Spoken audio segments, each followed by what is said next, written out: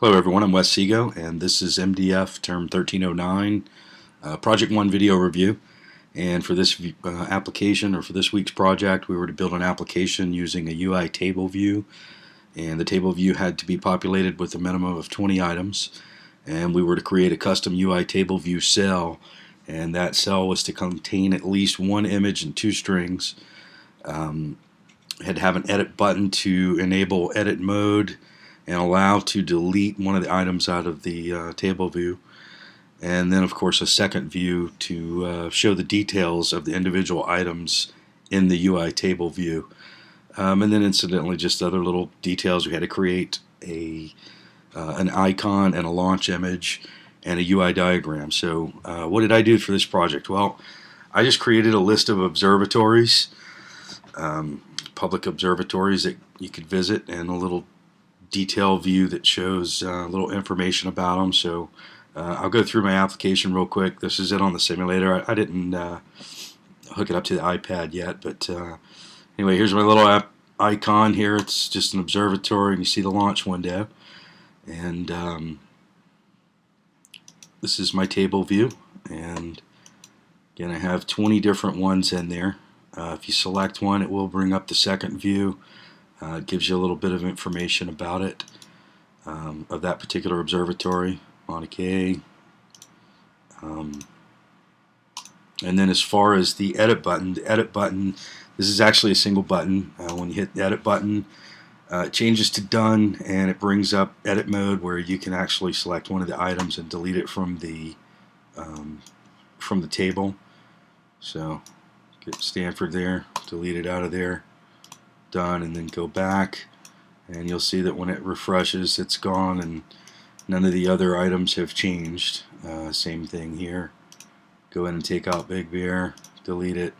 See Frank Brackett Observatory in Claremont, California is there. When it refreshes, all of the information is still correct. It brings up the proper one. So that was kind of a hook in there. If you didn't do that correctly, it would quickly get out of hand, because all of that information is being fed from different arrays. So little code overview. I'll go through a few things really quick. One thing that was important to me when I was thinking about the design of my app is I did want this to be a single button, and I used Matt Gallagher's tutorial on that. It actually wasn't for buttons. He has a really good tutorial for UI alert view, so I had to play with that a little bit. But basically what happens is whenever you click on that button, rather than just having two separate buttons, originally I had a separate button for done, and they were on top of each other. That was kind of like the quick, sneaky, cheaty way to get through it. But the two buttons were there on top of one another.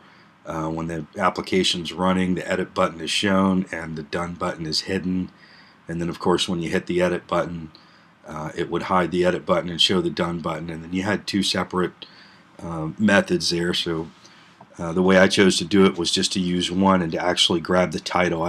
I didn't do it with tags, because there's a pretty good explanation of why that would not be the right way to do that. So basically I just grabbed the text on the button, and if the text is equal to edit, you do one thing, and if the text is equal to done, you do another.